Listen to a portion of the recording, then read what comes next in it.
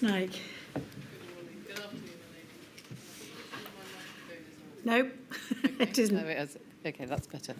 Thank you very much. I hope you can hear me now. I appear with Ms Sada of Council, instructed by Miss Ellen Fotheringham of the Public Interest Law Centre today. And I represent, as my lady knows, the Migrant Primary Care Access Group, which consists of Doctors of the World, the Joint Council for the Welfare of Immigrants, Can London and MedAct. And my lady, you have our two sets of written submissions. The first in relation, which was on the 10th of April, which addressed the submissions directly to the inquiry on the issue of privilege, and the second in relation to this hearing on the 14th of May. And we're very grateful to the Council for Inquiry and the note of the 2nd of May, and also for inviting the wider engagement and submissions from the other call participants insofar as they have on the issue of parliamentary privilege. And I think the issue has moved on somewhat since we first raised the question, but I just wanted to outline in very brief terms what the issues are and how we got where we are now. So the first issue on privilege is as to how to deal with questions of privilege that arise in the context of the inquiry. Does the issue of privilege arise here? Should there be a ruling? And importantly, and I think this is where we are at now, the consistency of the application of those principles and the proposed workaround by the inquiry across the modules, both past, present and future. And one issue that leads us to as to whether there should be or is there a need for a protocol from the inquiry as to how that should be applied. And that's not something we previously foreshadowed in our written submissions, but it seems to be a matter that deals with how the matters have emerged so far. And we start, as the Council of Inquiry notes in his written submissions for this hearing at paragraph 33, that the issue of parliamentary privilege is a complex and difficult issue. And we recognise that. There's also now, as my lady may be aware, a House of Lords Committee on Statutory Inquiries, which is appointed to examine the efficacy of the law and the practice in relation to statutory inquiries, which opened at the end of January this year. And as again, just a further observation in opening, that Mr. Keith notes in his written submissions that if we were to proceed down the path of a ruling, that the Speaker's Council might be required to participate. And again, their position, as recorded in, for example, the Heathrow Hub case, is that it's important for the Court and Parliament to agree as far as possible as to what the ambit of the privilege rule is. So in summary, our position as it was set out on the 10th of April, arose in response to the request from the inquiry to amend our draft Rule 9 witness statement, and indeed the engagement in correspondence that we had with the inquiry at some length before we got to the position that we did. And the first question is whether there should be a ruling on whether privilege applies, or whether, if privilege in principle applies, whether there are any exceptions to that usual rule, which would then require consideration of the case law and some of the familiar carve-outs that already exist in the case law.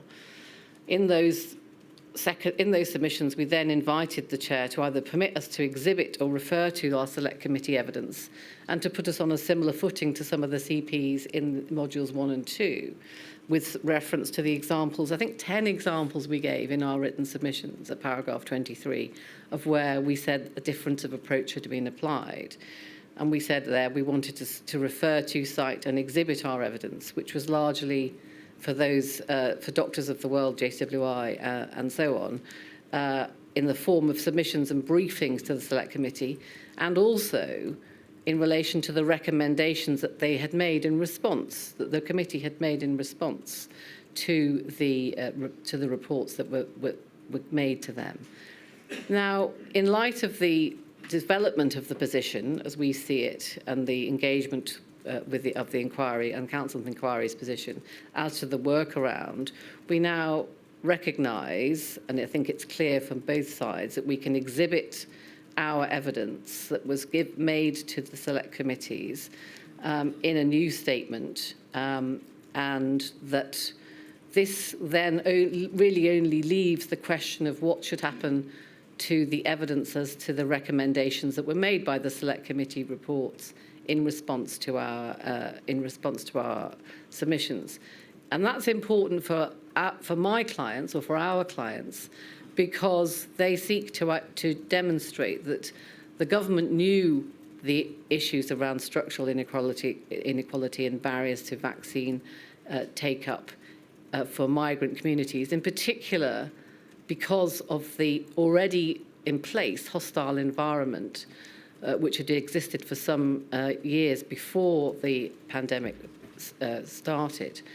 And so for those reasons, we proposed a further practical workaround. Again, Council of Inquiry invited the migrant primary care group to propose an alternative workaround if we weren't satisfied with the one that we had been offered, or had been clarified rather, perhaps late in the day. And we suggested the de bene esse approach, and we referred, you don't need to go to those now, but in how that approach had been used, for example, in the administrative court, in the submissions we referred to at paragraphs 12 and 13, as to admitting the evidence and then allowing the responses to come from government and then to allow the final. I'm sorry to interrupt. Yes. I'm really sorry. I try not to do it unless I have to. Yes. But one of the first pieces of advice I was given when appointed a judge is don't rule on an issue unless you have to. And at the moment, I can't see any necessity to rule on the issue. It may be, it will come, I don't know. But at the moment, you have the agreement of council to the inquiry that you can put in the evidence you wish. When it comes to the recommendations of the Select Committee, at the moment, I can't see a problem. But if there were a problem, surely that is something I'd come to when I'd started hearing the evidence. Isn't this premature? Well, my lady, I'm grateful for that indication, and of course, Council of Inquiry identifies that we shouldn't rule unless we have to. There has been in the history of the correspondence between my clients and the inquiry, there has been a reasonable amount of confusion, and there's been what we've said as an inconsistency of application. It may be an approach, but there's been an inconsistency of application for the reasons we set out in our original submissions.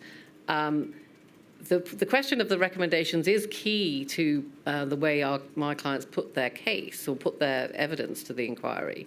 And if the inquiry isn't minded to rule on it now, we certainly want to use this process to flag the issue. And if that's all that's required at this point in time, then we would be satisfied with that. But we consider it flagged. Thank you very much. We just note that in the correspondence, it was suggested that this isn't a straightforward matter, and we did have a lot of back and forth with the inquiry team in relation to how it should be developed. And we do posit at least the idea of a protocol, so to ensure consistency across the modules. And we say that because I think Council Inquiry suggests that our concerns are overstated, but we do, well, we flag them, and I use the language advisedly. I do also want to emphasise that it was the migrant primary care access group's intention, the primary objective of raising this issue and following through with it was to foster clarity, certainty and fairness across the inquiry. And importantly, for my client's position, because their joint statement, of course, identifies barriers to inequalities that prevented access to the COVID vaccine and therapeutics for a significant proportion of the migrant community, and in particular, the hostile environment. And so where this matter was most importantly addressed was in the Select Committee. That was the key forum for those non-state actors to try to impact government decision-making about the pandemic response at the time. And so we want to emphasise to the inquiry to examine very carefully the extent to which the government engaged with and considered the terms that, considered the evidence that was before them. So I don't necessarily need now to go to the detail of what the various workarounds were that were proposed, but we say that we wanted in the proposal that we suggested to have the opportunity to finalise our Rule 9 before, after the Home Officers had made their response. Council Inquiry says that's an unworkable position, but that is the position that's logically follows from the de bene esse approach. And we don't suggest that to be applied to all core participants. It's only those who seek to rely on such material that is otherwise going to be difficult to elicit/excluded on the grounds of privilege. So we don't try to impose an unreasonable or unworkable burden on the inquiry. We just identify it for this CP and any others who are similarly situated who wish to rely on such material. So we say we leave that point there if I can. The second point is in relation to the expert evidence, and again we've had some engagement with the inquiry as to the nature of what that will look like and the shape of it. As just responding to Mr. Keith's points this morning, as our CP, we will endeavour to update our Rule 9, of course, as to the history and the evolution of the hostile environment, but we still maintain our request for an expert. First of all, on the basis that there's a distinction to be made between an organisational expert and an academic expert for obvious reasons. And secondly, because I think in line with the submissions made by Miss Monroe and Miss Banton, Miss Monroe Casey and Miss Banton this earlier before lunch, there are differences in relation to the impact of the structural racism as being a barrier to vaccine take-up. And in particular, and there's a specific subset to migrants who are particularly those who are subject to hostile environment. And we observe and support the Miss Monroe in her analysis or description that vaccine hesitancy is insufficient to address state-imposed structural barriers and discrimination. And in particular and further, our case is about access and to the vaccine and in the context of data sharing with the Home Office and the subjective fears of that certain migrants or indeed many migrants would have in that context. So whilst we recognise that these experts are welcome, we need to ensure that the expert reports cover the particular situation of migrants in the UK who faced unique barriers and entrenched inequalities in accessing vaccines and therapeutics. And so we've proposed the two further experts which we'd like the inquiry to keep under review if they're not going to consider that question today or now.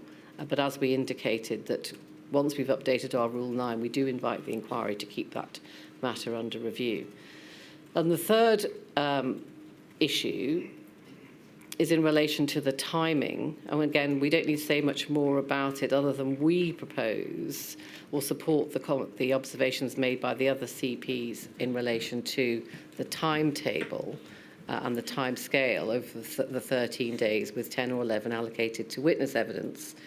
And we understood, just wanted to make sure I had understood correctly, my lady, that when we were originally allocated in July, we had 20 days, I had understood, and that's gone down to 13 days. And as far as we're aware, or I'm aware, there's no reasons that have been given for a truncated listing, aside from those that Mr. Keith advanced today, more generally about the timetable for the inquiry as a whole.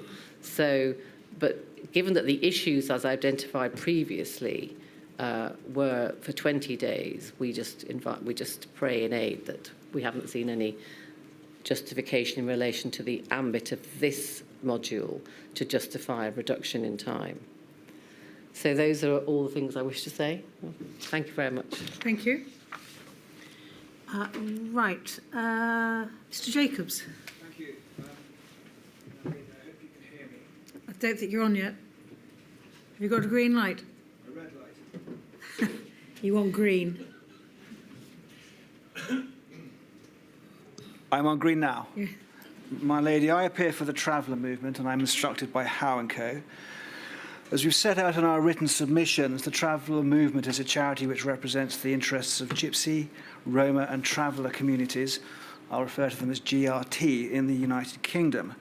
It was designated as a core participant in this phase of this inquiry on the 17th of July 2023. Traveller Movement's position is that the GRT population in the United Kingdom was largely ignored in the vaccine rollout programme during the COVID-19 pandemic. And this is a matter of concern because, as we told the inquiry, I think back in September, at the last preliminary hearing, the population of those communities has been estimated by the ONS as potentially as high as 500,000 people, so up to 1 in 10 of the population. Now, there are a number of reasons why such large numbers of GRT were disregarded in the pandemic. Many of them, around 10,000, are forced to live on unauthorised sites as a result of failure by local authorities to meet their spatial planning duties. And such people were unable to register with GPs or access the vaccine programme through the medical authorities. There's also the question of digital exclusion. Only 1 in 5 GRT has access to the internet. My lady, also, it's right to say that large numbers of travellers were unsure about the health effects of vaccines and reluctant to engage with the programme because the messages that were circulated by the authorities didn't address their particular concerns. Traveller Movement says there was no culturally sensitive education on vaccines given to GRT people. Yet, my lady, possibly the greatest reason why GRT suffered from unequal vaccine uptake is the institutional and societal discrimination, the long-term oppression that this group has faced over many generations. I sit with Martin Howe and Eileen Howe of Howe & Co today, and they tell me that Howe & Co are currently acting for hundreds of travellers who have been refused access to restaurants, public houses and holiday camps, all routine events in the lives of GRT members. They're told they can't come in because they're travellers. So travellers are culturally conditioned to being marginalised. Consequently, and unsurprisingly, they are distrustful of the authorities in the United Kingdom. The Traveller Movement says all of this should have been known. It should have been acted upon. Yet no adequate adjustments were made during the vaccination programme to account for these cultural trust issues, which were clearly a barrier to vaccination uptake. The experience of many travellers, and we've spoken to one particular member of the community during the pandemic, is that instead of any guidance or assistance, the only interaction with the authorities that travellers experienced took the form of heavy police presence at funerals, in circumstances in many cases where the numbers of police officers were often greater than the number of mourners. So the GRT community was seen as problems, law enforcement problems, and not as a vulnerable community in great need of support and help. We anticipate and hope that the inquiry will receive impact evidence from travellers on these relevant issues.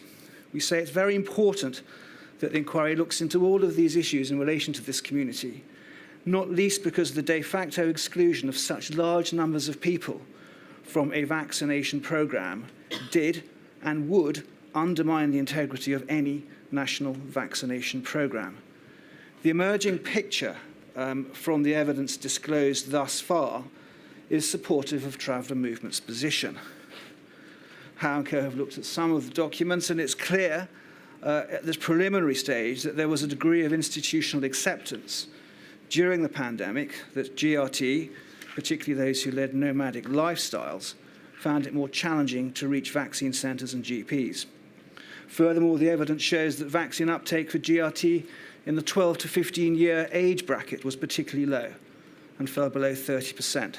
We say it's very important that the inquiry experts address the particular barriers faced by GRT people in relation to vaccine uptake during the COVID-19 pandemic. Those experts should go on to consider whether the government planned and responded to the particular situation that this group faced.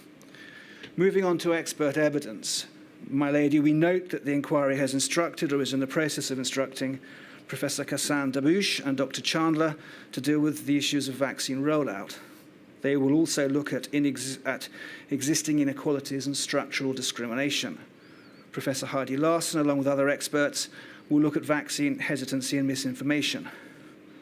Our primary submission in relation to these experts is that their instructions must make it clear that they are to consider the particular cases of GRT communities, not just generically minority groups. There are separate issues for separate minority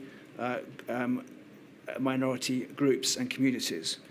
We've heard what Mr. Keith, King's Counsel, said this morning, that the experts will not deal with barriers to uptake as a discrete issue, or the inquiry won't do that, as suggested by the Traveller movement. We respectfully disagree with this approach, but if the die is cast on this point, an inquiry is not going to look at barriers as a discrete issue, we ask that the experts are instructed to deal with barriers to uptake in detail. Notwithstanding that there will be expert evidence from the inquiry's own experts, we additionally maintain that focused evidence might be needed because the NHS does not record GRT in its data directory. So the impact of COVID-19 on this group is not easily seen from statistics. We remind the inquiry that at the previous preliminary hearing, we suggested that the inquiry calls evidence from witnesses who can speak as to the barriers that GRT people faced in relation to the vaccination programme. We suggested Mary Foy MP, who's the co-chair of the all-party parliamentary group on GRT, Dr. Pauline Lane from the Faculty of Health Education, Medicine and Social Care at Anglia Ruskin University, and Yvonne McNamara, who is the director of the Traveller movement. These people would be well suited to assisting the inquiry in this regard. In relation to timescales, we've heard what Mr. Keith has said today, but we respectfully submit that 10 to 11 days of evidence, if I've recalled it correctly, is unrealistic for an inquiry of this kind. And we do urge that you reconsider. It's very often in other inquiries, witnesses have to come back the next day or be rescheduled. It is a very short time frame for an inquiry with so many core participants and so many important issues. Quickly on parliamentary privilege, in our speaking note, we've said that the Traveller movement would wish to rely on evidence given by a GRT group in the House of Commons to a select committee in July 2020. That evidence highlighted a number of problems that the Traveller community faced during lockdown. Now, the Traveller movement doesn't want to be constrained by parliamentary privilege if it wants to go further than merely relying on such evidence for fact and context. And we accept that the issue is difficult and complex, but we agree that there may be some need for an inquiry protocol. We agree with Ms. Nike of King's Counsel, and some legal argument might be needed at some stage. And of course, as you've indicated, if you have to, there may come a time when in which core participants may be compromised or prejudiced potentially by a lack of clarity in this area. But as you've stated, this matter has been flagged, and I'm just perhaps reflagging it. My Lady, to conclude, we submit the inquiry must take steps to ensure that there is sufficient evidence, and in particular expert evidence, for it that relates to the plight of GRT in the COVID-19 pandemic. It's only through doing this that the inquiry can fulfil aim 2 of its terms of reference, to identify the lessons to be learned and inform preparations for future pandemics across the UK. We also submit that the inquiry should take steps to ensure it meets its obligation under paragraph A of the terms of those terms to consider any disparities, evidence on different categories of people, including those who have protected characteristics under the Equality Act 2010. The primary concern of TM is that if this inquiry is not in a position to make robust findings and recommendations, there is a real risk that GRT will again be ignored, misunderstood, or discriminated against in any vaccine rollout programme in a future pandemic. My Lady, they were the forgotten people in the COVID pandemic. They were invisible to policymakers and providers. Traveller Movement's position is that this must not happen again. My Lady, there is a final point, and we appreciate that you may well be inundated with procedural matters. However, we request that Traveller Movement's Section 40 funding application is moved up to the top of your ladyship's to-do list. Can we also ask that it is underlined and highlighted on that list? Those who instruct me are very anxious to begin the work of preparing for the hearings in January 2025 and wish to assist the inquiry in its important work. A brief check of the documents now disclosed shows that over 4,000 documents concern the traveller communities. My Lady, January will soon be upon us, and there is substantial work to be done. You appreciate that it's important that those who instruct me are in a position where they are properly funded and able to start this work soon. Thank you. Thank you, Mr. Jacobs. Mr. Stanton, I think you're the last to speak. Thank you. And wearing two hats, I think.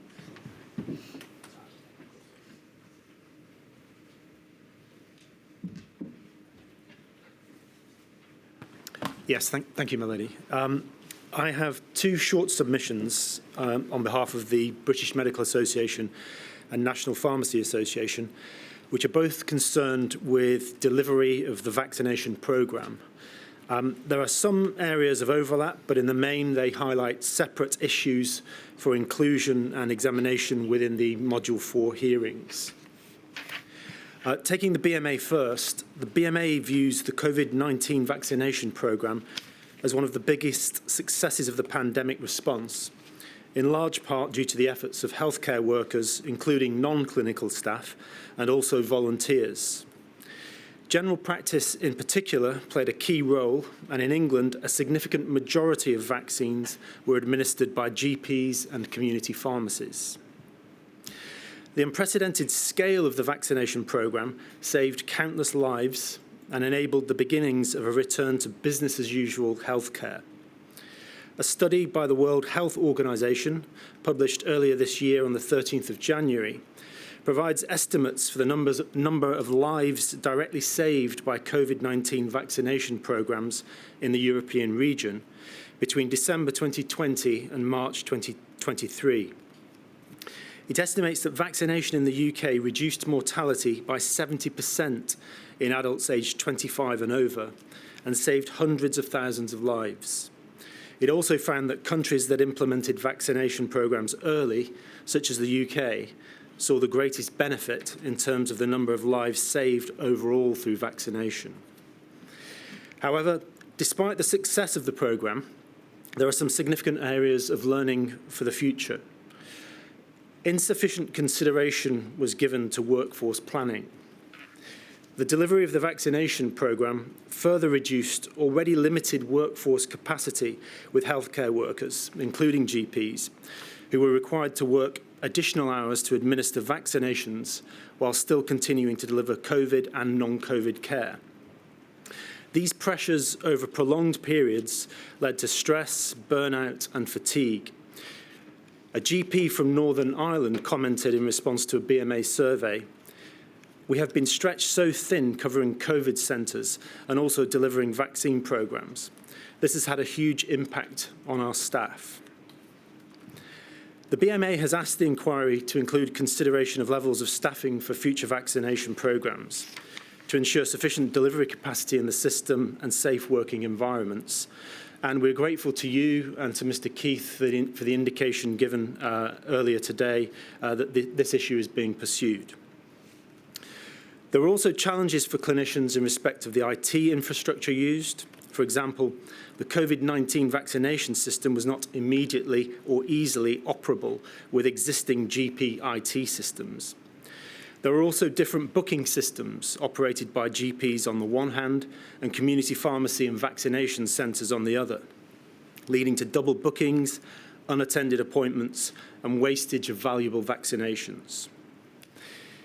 In early 2021, concern was raised by BMA members about irregular and insufficient supplies of COVID-19 vaccinations for patients, which resulted in the need to reschedule appointments due to failed deliveries. These problems were further compounded by the fact that any additional doses left over at the end of a session were not authorised to be administered to anyone outside specified eligible groups. BMA members reported widely that vaccine doses were being discarded if first dose appointments could not be fulfilled, rather than being administered as a second dose to available healthcare staff or other frontline workers, because of the unnecessarily strict policy relating to dosage intervals, which stated that second vaccine doses would be audited to ensure that no second doses were administered prior to the 12-week interval.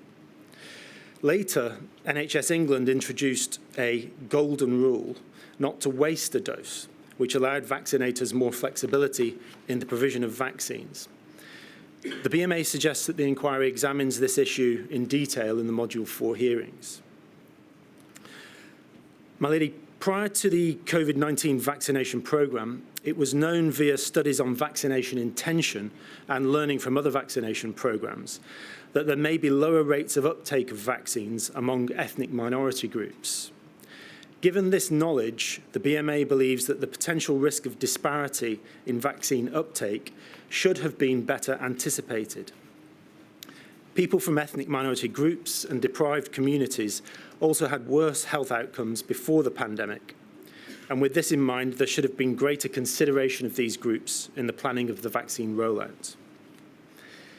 It will also be important to consider the effectiveness of public communications in addressing barriers to vaccine uptake, including within specific groups. For example, there was significant confusion about the safety of the vaccine among those who were pregnant or considering pregnancy, and some instances where individuals who were pregnant and wanted to be vaccinated were unable to do so. This confusion should have been avoided through clear early advice and guidance, as people who were pregnant were at higher risk of severe disease from COVID-19. However, it wasn't until April 2021 that the government clarified its advice, confirming the safety of the vaccine in pregnancy and its effects on fertility. My lady, the BMA hopes that these short submissions will assist in highlighting areas of focus for the inquiry, all of which are more fully expanded in the BMA's written statement recently submitted to the inquiry.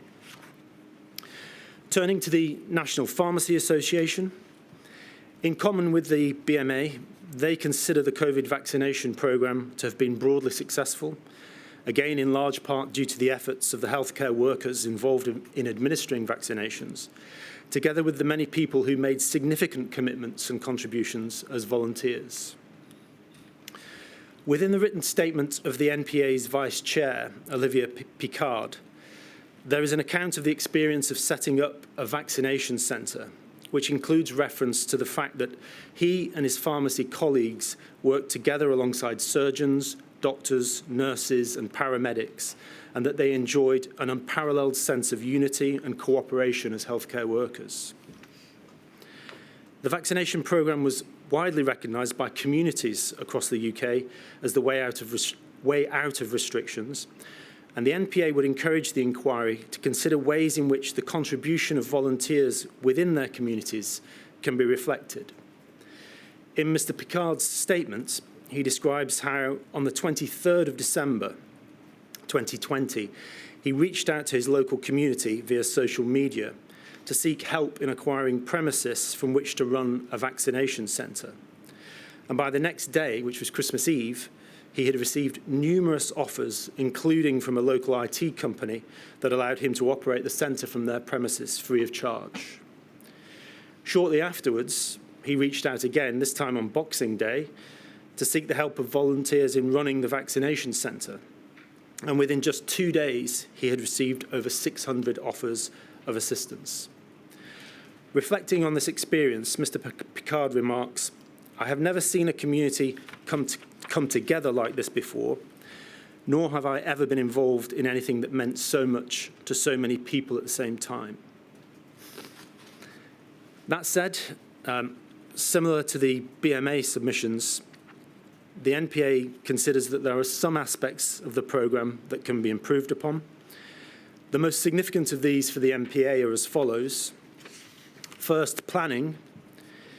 Community pharmacy should have been consulted and involved earlier in the planning process, particularly given its years of experience and expertise in delivering the annual influenza vaccination programmes, and the reach and resources of the 14,000 community pharmacies across the UK, which are firmly embedded at the heart of their communities.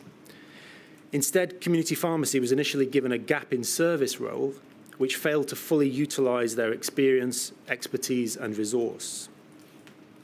In England, the arbitrary and unnecessary early requirements of having the capacity to deliver 1,000 vaccinations per week and to open 12 hours a day, 7 days a week, prevented many community pharmacies who desperately wanted to help from participating because they didn't have the physical space or personnel to deliver this number and to remain open for the hours required. It is acknowledged that lessons were learned as the programme progressed, and from just 6 pharmacy-led participants in January 2021, community pharmacy was able to increase its contribution to 500 pharmacies by June 2021. And by 2023, almost half of vaccinations were being administered by community pharmacy. It is acknowledged also that the programme was delivered at unprecedented pace and that the priority was to administer the largest number of vaccinations as quickly as possible. But still, the potential of the community pharmacy network was not recognised or utilised early enough. My lady, regarding the use of existing healthcare infrastructure and resources, the inquiry is invited to consider whether this failure in respect of community pharmacy is part of a broader tendency seen also during the pandemic in the failure to properly harness the potential of local public health services, to overlook existing NHS resource and expertise in favour of the creation of expensive temporary systems and services with little lasting utility. In this respect, it's important that the community pharmacy network is not taken for granted. Due to financial pressures, they are currently closing at the rate of 10 per week, and maintenance of the community pharmacy network will be essential to ensure a permanent, accessible resource for the delivery of future vaccination programmes. The second point relates to operational challenges. As already mentioned in the BMA submission, probably the biggest operational problem encountered was the disjointed booking systems, with pharmacies and vaccination centres required to use one system, while GPs had to use a separate system. This led, as already mentioned, to large numbers of double bookings, failures to attend appointments, and the wasting of valuable vaccinations. There were also operational problems with the provision of PPE, high levels of unnecessary administration, and poor communications. The third point is vaccine hesitancy and inequalities. The significance of these issues was not appreciated early enough, and nor was the positive role that community pharmacy was able to play in addressing them. Community pharmacies are trusted healthcare settings at the heart of their local communities, ideally placed to respond to the needs and concerns of their patients. Community pharmacy is also disproportionately located in poorer areas, and it played a significant role in addressing health inequalities. Together with Doctors of the World and NHS England, the NPA launched a toolkit to support its members to provide open access vaccination clinics, to provide vaccinations for those with insecure NHS status and hard to reach groups, including asylum seekers and the homeless. Governments did come to recognise the value of community pharmacy in addressing issues of equality and vaccine hesitancy. But again, this recognition should have been sooner, and there should have been earlier and more comprehensive consultation with community pharmacy on these issues. Finally, my lady, the inquiry will be taking account of the impact of the pandemic on healthcare workers within Module 3. And the MPA suggests that it will also be helpful to reflect on these impacts within Module 4. Healthcare workers who are working in a system already stretched to breaking point provided crucial vaccination services on top of existing commitments, many working almost continuously with little sleep or time to spend with their families. This is not a sustainable model for the delivery of future vaccination services. Thank you, Madam. Thank you very much, Mr. Stanton. Very grateful. Do you have anything by way of reply, Mr. Keith? Lady, may I just pick up one or two of the points that have been made?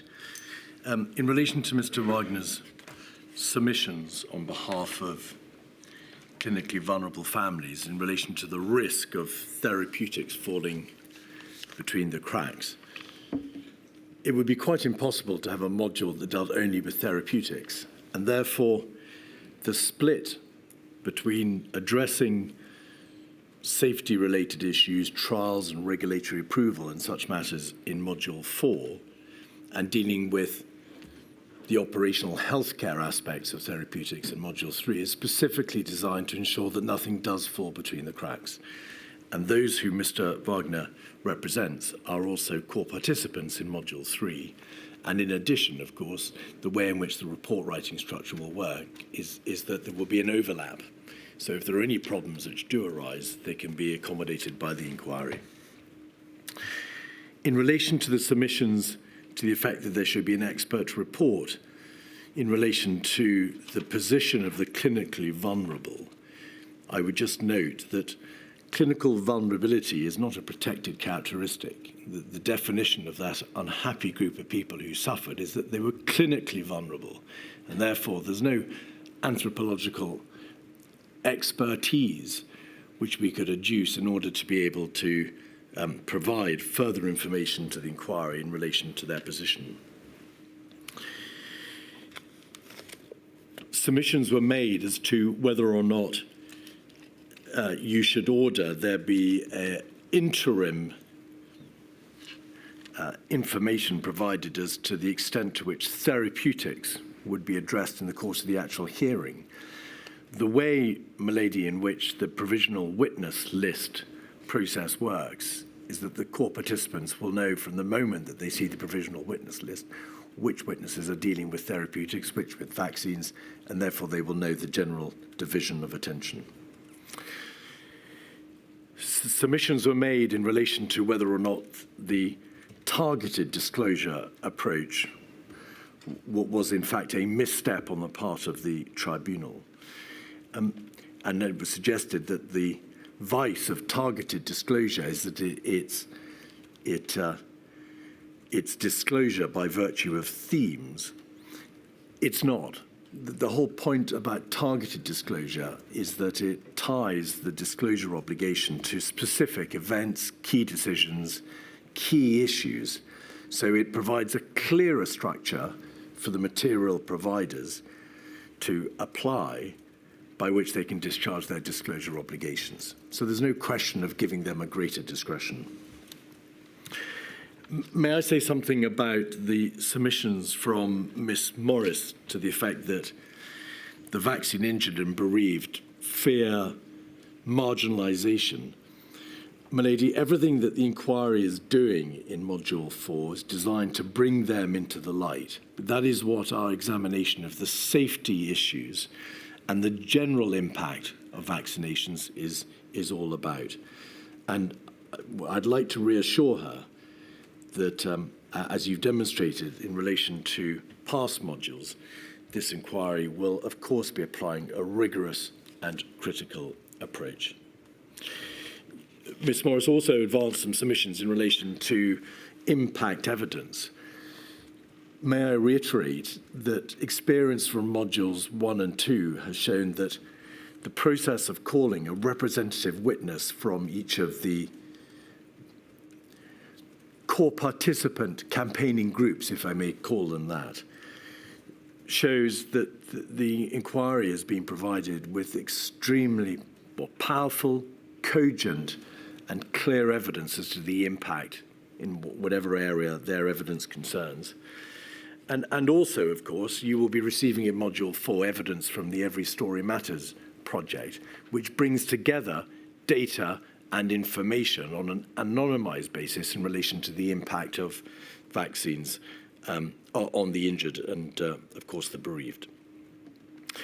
Finally, in relation to the issue of censorship and the important issue that Ms. Morris raised concerning the incident, if I may call it that, in which a reporting of this tribunal's affairs was removed. No court or tribunal can possibly police derivative reporting. No court or tribunal has power over the internet or social media and can do anything about removal from the internet of second-hand derivative reporting of its affairs. What this tribunal can do and does is provide a live stream of the evidence and, of course, through its own website and YouTube, transcripts and recordings of the evidence that has been given. And no inquiry can do more than that. It's certainly not open to you to police in individual cases instances where internet companies have refused to allow other people to upload to their own accounts derivative reporting of the affairs of this tribunal. My lady, I think that those are all the points that I wish to respond on. Thank you very much, Mr. Keith, and thank you to everybody for their submissions. I will consider them all, the oral and the written submissions that I have received, and then I will discuss with counsel to the inquiry team and make my decision. I will, if necessary, issue a determination on various aspects, but I wish to emphasise I will only issue a determination if I consider it necessary to the efficient progress of this inquiry. Thank you all very much. I think I sit again tomorrow at 10, I think. Yes, please. All rise.